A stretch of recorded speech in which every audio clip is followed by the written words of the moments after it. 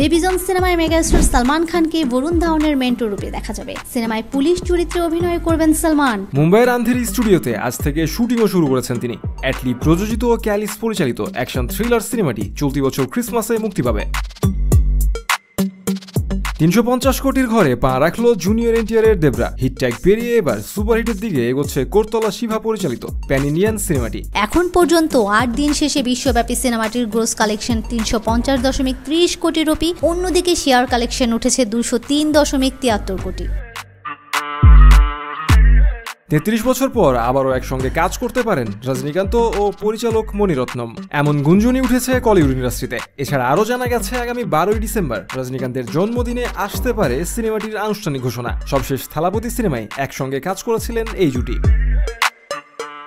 নির্মাতা রায়হান রাফির web series black মানির মাধ্যমে প্রথমবারের মতো ওটিটিতে পা রাখতে যাচ্ছেন নায়ক রুবেল। সঙ্গে আছেন পূজা চেরিও। খুব শিগগিরই বঙ্গতে রিলিজ হবে ওটিটি সিরিজটি।